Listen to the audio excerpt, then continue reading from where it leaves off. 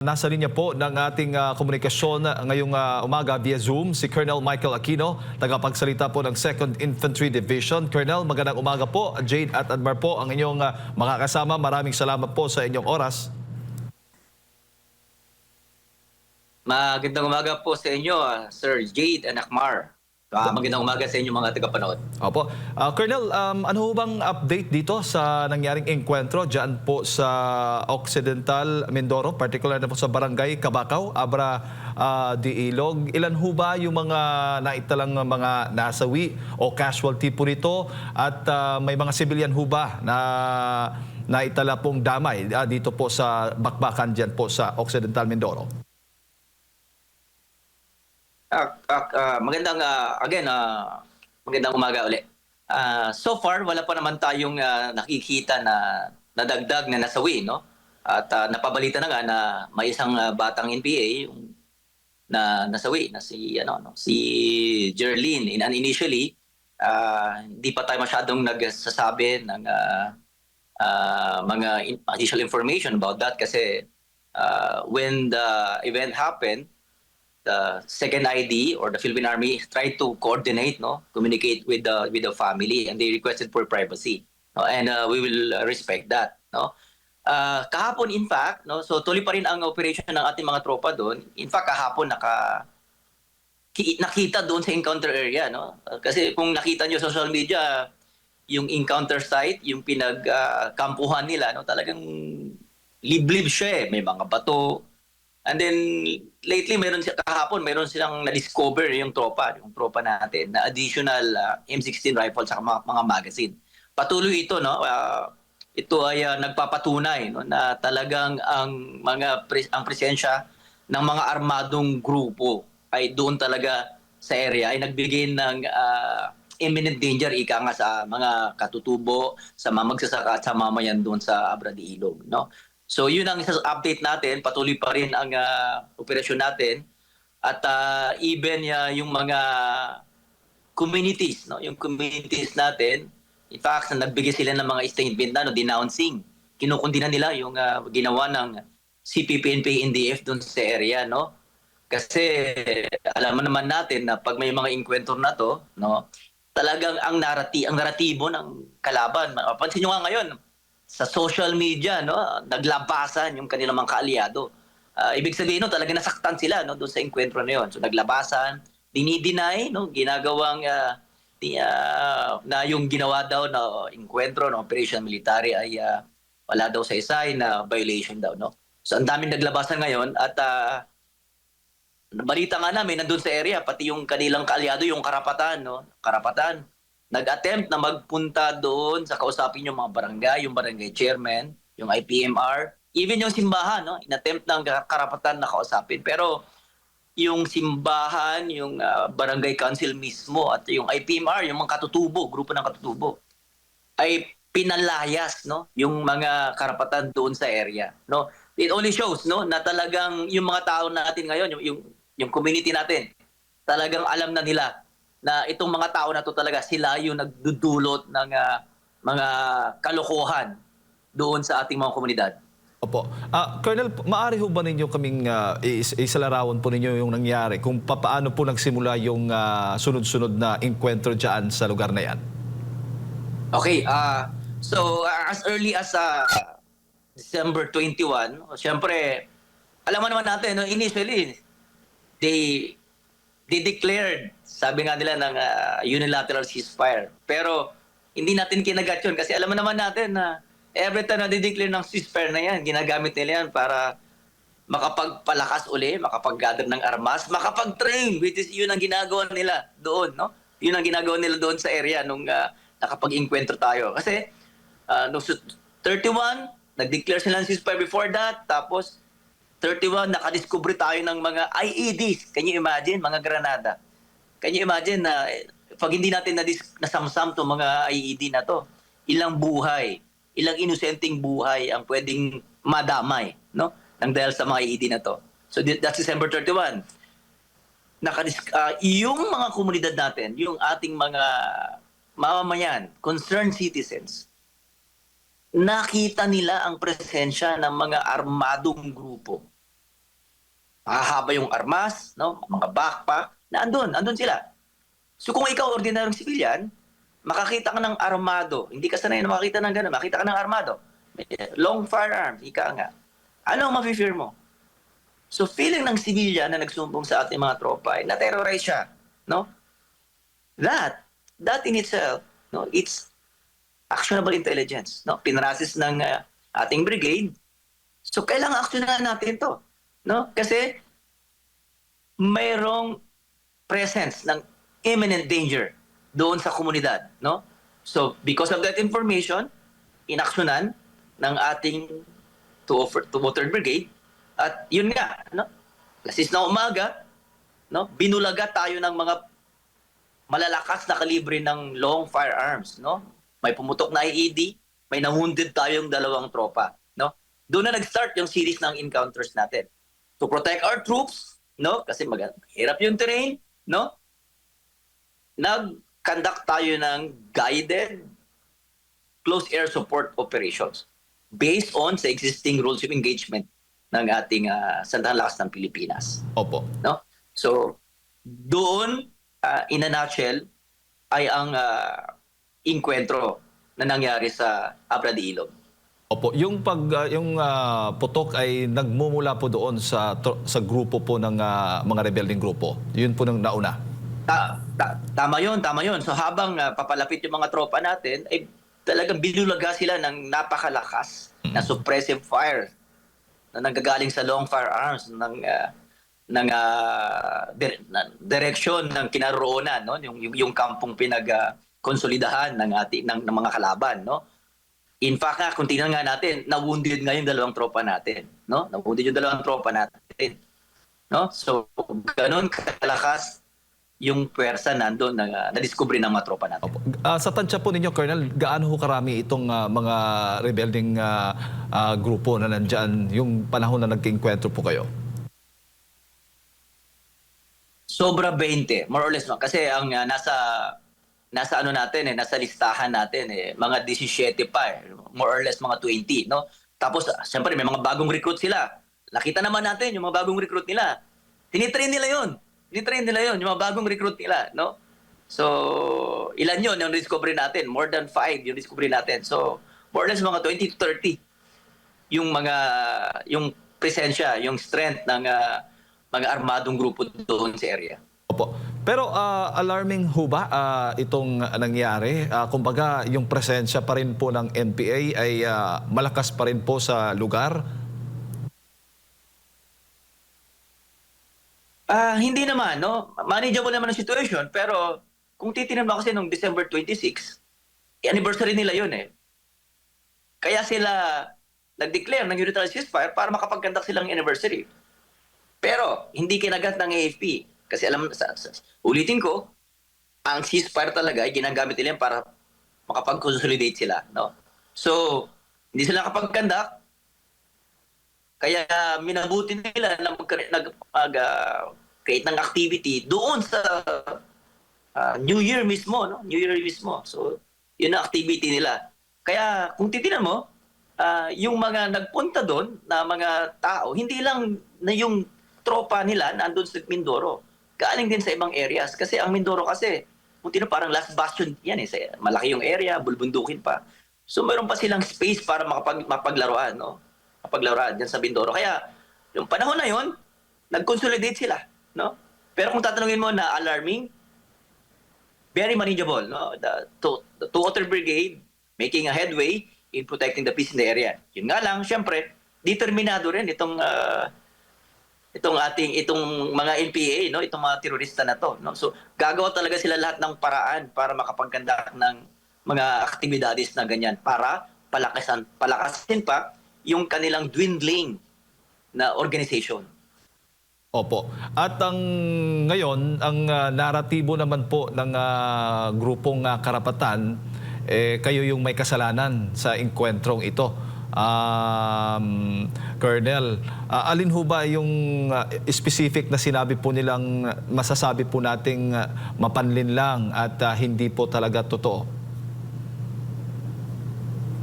Tanungin natin, sino ang nagsasabi ng kalokohan, no? Sino nagsasabi ng kalokohan? Ulitin ko, balikan natin. Kunwari, nag-declare sila ng unilateral ceasefire. Hindi natin kinagat. Bakit sila declare ng ceasefire? Para makapag-conduct sila ng mga aktibidades nila. No? At yun na nga, yung activity nila dyan, kung saan nagkaroon ng enkwentro, pagpapatunay na walang ceasefire. Kasi andun pa rin ang kanilang mga armas.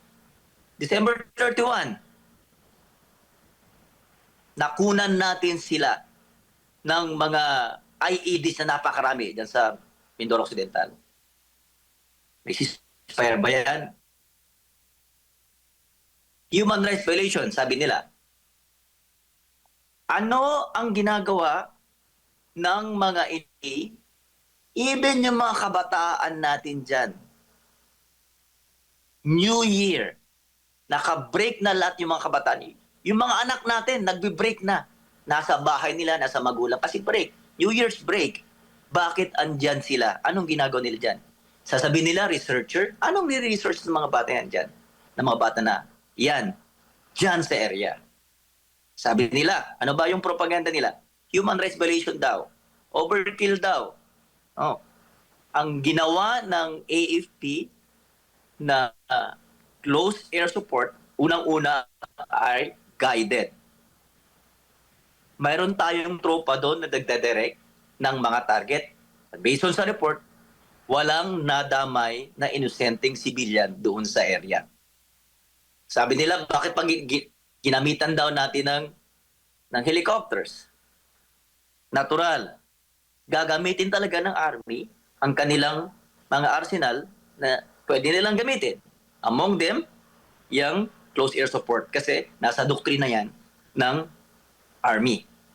So, again, balikan ulit natin.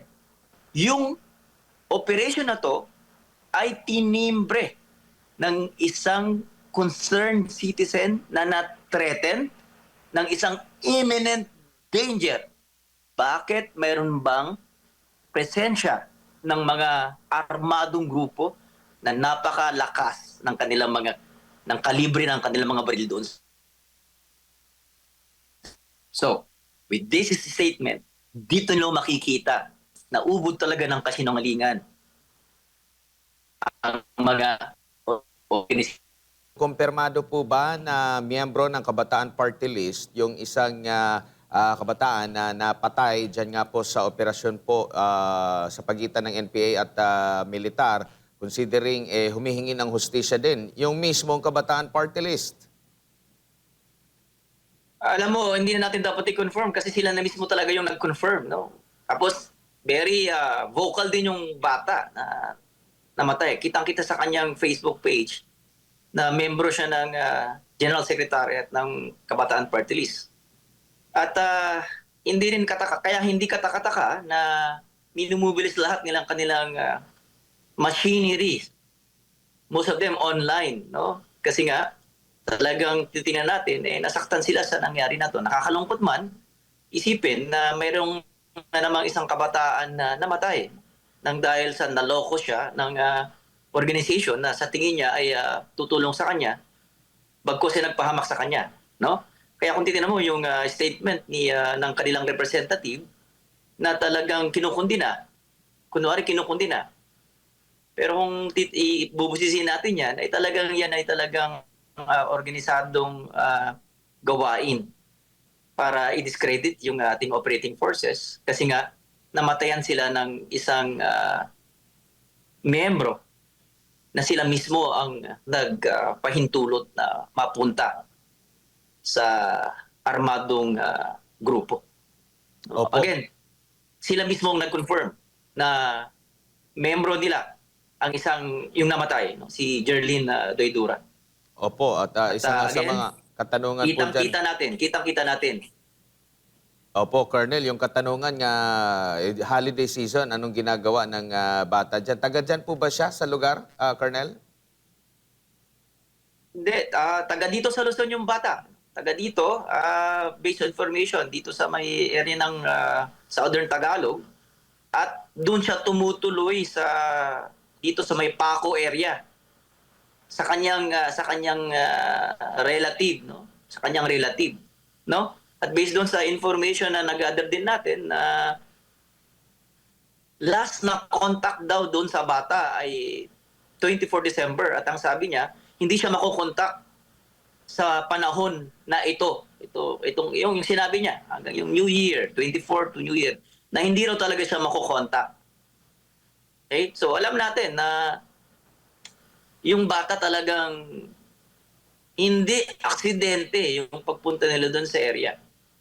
At hindi rin research ang ginagawa nila na sinasabi ng Kabataan Party List na nagre-research daw yung mga bata na to. Wala naman sigurong estudyante. Ang mga anak natin sa panahon na pag nasa kolehiyo, nandun na sa bahay natin, kasama na ang mga magulang.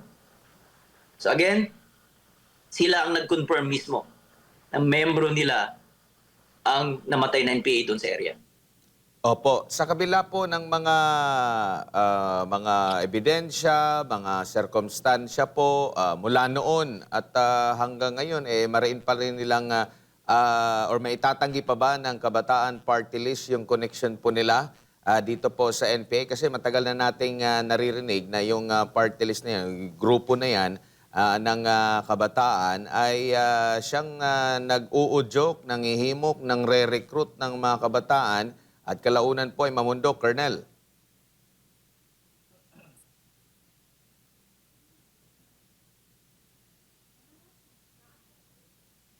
Yes, Colonel? Yeah, ulitin natin, no? Ulitin natin. Talagang klarong-klaro na. Klarong-klaro. Dati pa yan. Narrative nila yan na ang source ng mga kadre, ang source ng mga future leaders ng kanilang organization ay nanggagaling dito sa Metro Manila. Ito ay patunay, no? At ang mga mga organizations na yan ay hindi nila mai-deny na sila mismo ang nagre-recruit ng Opo. mga kabataan. Tingnan mo yung si Jerlyn, tingnan mo, with honors yan. With honors. No? Sayang. We've also found out na ang kanyang magulang, OFW, nagsisirbisyo siya sa area. Pinagsisirbisyo niya yung ibang tao para makapagpadala ng kanyang ng tuition fee ng gastusin ng kanyang anak. Pero only to find out, patay pala yung kanyang anak. Why? Napasama siya sa maling organization, yung Kabataan Party List. At ang organization na yon, siya mismo ang nagbigay pahintulot na sumama siya sa organization na yon. Hindi na rin may deny. Sila na mismo ang nagsasabi. At ang organisadong ginagawa nila ngayon, lahat ng kanilang mga alyado, mga LFS, kitang-kita natin, iminumobilize nila anak bayan, anak pawis, naglabasan sila ngayon. Kasi alam natin na nasaktan sila doon sa ginawa, doon sa nangyaring operation sa Mindoro. Po, Colonel, meron pong sinasabi dito ang kinatawan po ng Kabataan Party List. Nagtatanong siya, meron daw pong food blockade, naghihigpit daw po yung militar sa buhay ng mga sibilyan dyan po sa area. Alam kong hindi ito first time na ginawa po ng militar, no? Kapag meron silang operation po. Same din ba yung SOP nyo po dyan? Inililikas nyo po muna yung mga sibilyan? If ever po na meron kayong gagawin na operation laban po dito sa mga teroristang grupo po, Colonel? Tama po yun. Nasa protocol po natin yan. Unang-unang nasa isip natin ay yung safety ng ating mga mamayan. Pag ongoing pa po ang operation dyan sa area, ay hindi pa po tayo talaga nagpapapasok. One, para na rin sa safety and security ng mga mamamayan. Kasi pag alam naman natin, pag nagkaputukan dyan, sinong unang tatamaan? Mga sibilyan. Sinong unang apektado? Mga sibilyan, mga komunidad, mga magsasaka. Na hindi naman dapat sila na-apekto kung walang presensya ng armado doon sa area. Again, ang mga operation na yan, yung affidavits na yan, gawain na yan, ay ginagawa para maprotektahan ang mga mamamayan. Para na-put away natin sila doon sa areas na kung saan pwede silang magkaroon ng peligro. So again, normal na nasa protocol natin yung mga ginagawa natin na ganyan. Opo, Colonel, kapansin-pansin po, every now and then na merong mga ganitong operation din, no, ang militar laban dito sa CPP, NPA, NDF. Yung mga makakaliwang grupo, panay po yung pagpapalabas. Nabagit nyo nga, pagpapalabas sa social media ng mga pahayag, mga sunod-sunod na panayam sa mga local medias din. Mga ganitong pamamaraan para maibsan ang pressure. Parte na ba ito ng kanila pong modus para matulungan yung kanilang mga kasamahan na naiipit po, Colonel?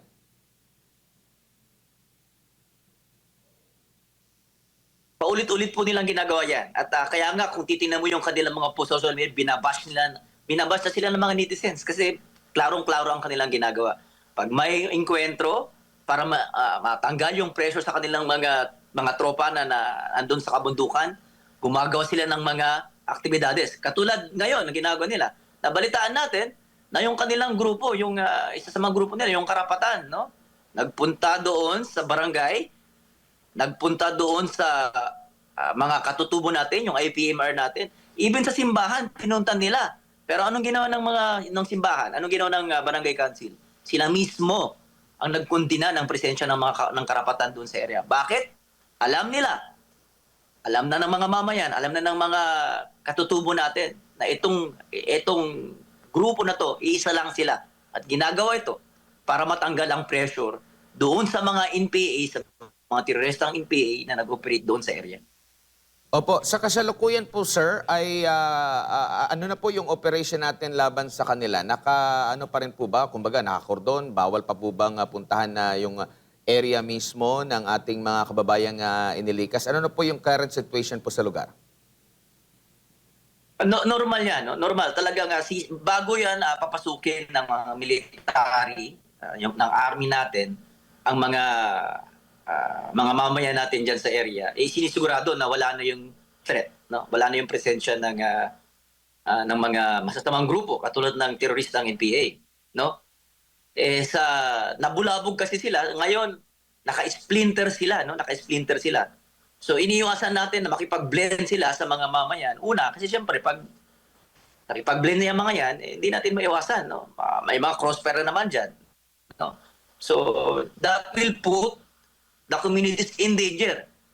Kaya ginagawa natin yan, no? Ina-isolate muna natin yung area hanggat hindi natin masigurado na clear yung area sa presensya ng mga armado.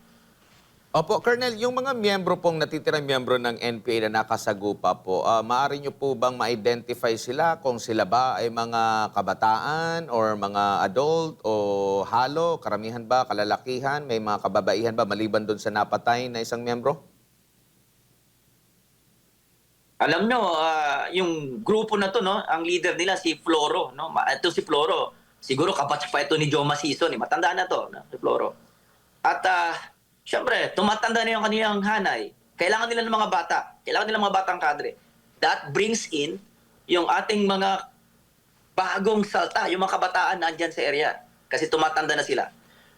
And lumalabas na 80% ng mga membro ng armado ay mga katutubo. Kaya nakapagtataka kasi itong mga NPA, lalo lang yung kabataan ngayon, sinasabi niya na yung ginawa doon ng military ay talagang pag-violate daw sa karapatan ng katutubo. Pero kung titingnan mo, ang mga katutubo talaga ang ine-exploit nila na sumama sa kanilang grupo. Okay? So, meron din mga kababaihan na mga membro. No? Again, no? Patanda ng patanda ang ilang hanay na kailangan nila ng fresh blood, fresh na kadres. At ang pagdala, kasi lumalabas sa ating information ngayon na pinipilit na nila itong mga kadre na to. Kasi itong mga bata na to na sumama sa kanila. Kasi alam nila na kailangan nila magdagdag ng mga fresh recruits na magiging leaders nila in the future. Colonel, siguro huling mensahe po ninyo at paalala muli sa lahat ng ating mga kababayan sa gitna po ng mga naratibo na kumukontra doon po sa naging engkwentro po ninyo dyan sa Occidental Mindoro?